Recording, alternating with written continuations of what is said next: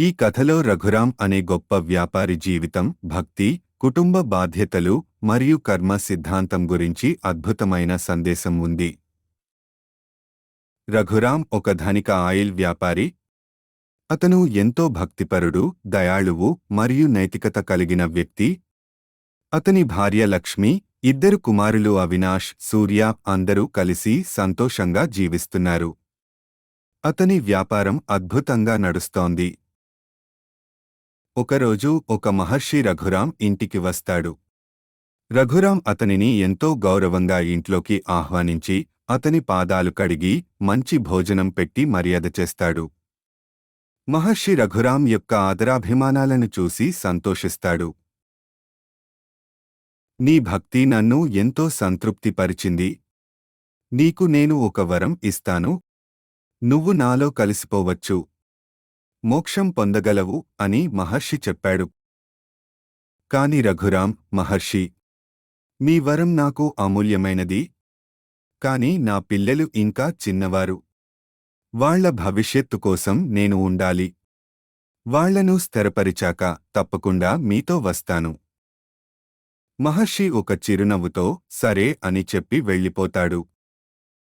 సంవత్సరాలు గడిచాయి. రఘురాం కుమారులు పెద్దవాళ్లవుతారు. వారి వివాహం చేసి వారి జీవితాలను స్థిరపరుస్తాడు. ఇంట్లో మళ్లీ సంబరాలు, సంతోషం నిండిపోతాయి. ఒకరోజు మహర్షి మళ్లీ రఘురాం ఇంటికి వస్తాడు. రఘురాం, నీ పిల్లలు ఇప్పుడు స్థిరపడ్డారు. ఇక ఆలస్యం ఎందుకు? రమ్ము. కాని రఘురాం కాస్త బాధతో చెప్పాడు. మహర్షి, నా భార్య త్వరలో మా కుటుంబంలోనే పుట్టబోతోంది.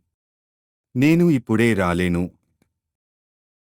మహర్షి చిరునవ్వుతో సరే అని మరల వెళ్ళిపోతాడు. మళ్లీ గడిచిన సంవత్సరాలు, ఊహించని పరిణామం, నెలలు, సంవత్సరాలు గడుస్తాయి. ఒకరోజు మహర్షి మళ్లీ రఘురాం ఇంటికి వస్తాడు. కాని ఆ ఇంటి తలుపులు మూసి ఉన్నాయి. మహర్షి ఒక గ్రామస్థుడిని అడుగుతాడు. ఇక్కడ రఘురాం ఎక్కడ ఉన్నాడు? గ్రామస్థుడు బాధతో చెబుతాడు. స్వామీ, రఘురాం గారు చాలా ఏళ్ల క్రితమే మరణించారు.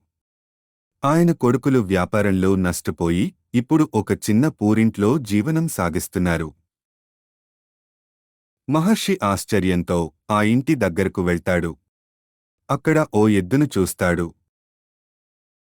మహర్షి ఆ ఎద్దును చూసి అర్థం చేసుకుంటాడు, ఇది రఘురాం.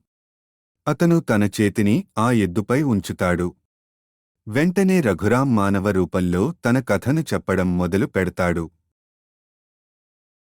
మహర్షి, నా పెద్ద కుమారుడికి ఇది ఒక్కటే జీవనాధారం. నా భార్య ఇప్పుడు గేదె వలె జన్మించి మా చిన్న కుమారుడి కుటుంబానికి తోడుగా ఉంది. నేను ఇప్పుడు మీ వెంట రావాలంటే వాళ్ల జీవితాలు అంధకారంలో పడిపోతాయి. మహర్షి చిరునవ్వుతో చూస్తూ ఎవరి కర్మకు వారు బాధ్యులు అని చెప్పి అక్కడి నుంచి నడిచి వెళ్ళిపోతాడు.